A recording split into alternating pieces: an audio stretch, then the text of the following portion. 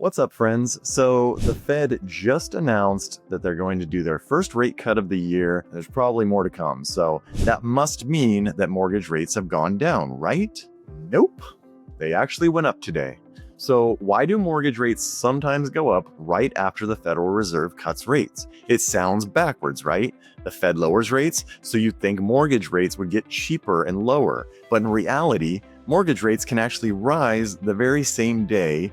And here's why. By the time the Fed announces a rate cut, the market has usually been expecting it for weeks. Lenders and bond traders have already priced in those expectations. Matter of fact, a few days ago, the rates were the lowest I had seen this whole year. So when the cut finally happens, it's old news. If investors were hoping for more, but the Fed delivers less than they were expecting, traders often react by selling bonds, which pushes long-term yields and mortgage rates higher. The second reason is inflation fears. A rate cut's designed to stimulate the economy, but a stronger economy can lead to higher prices down the road. Inflation eats away at the value of bonds, so investors demand higher yields to protect themselves. Higher yields directly translate into higher mortgage rates. Here's something a lot of people don't realize. Mortgage rates don't actually follow the Fed's overnight rate. They follow mortgage bonds. That's a long-term bond. So even if the Fed is cutting short-term rates, mortgage rates can move in the opposite direction if traders think inflation is heating up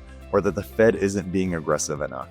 And finally, it's not just about what the Fed does, it's about what the Fed says. If they cut rates today but hint they're worried about inflation or that more cuts aren't coming soon, the market can react immediately by pushing mortgage rates up. We've seen this before. In July 2019, the Fed cut rates for the first time in years, and mortgage rates went up that very day. In March 2020, during the early days of COVID, the Fed slashes rates to near zero, and mortgage rates initially spiked before later falling. The bottom line is this: mortgage rates are driven by the bond market and investor expectations, not just the Fed's short-term rate. So next time you hear about a Fed cut, don't assume mortgage rates will drop right away. So if you're thinking about buying, selling, or refinancing this year, let's connect. I'll help you understand what's really happening in the market so you can make the smartest move before the next Fed announcement.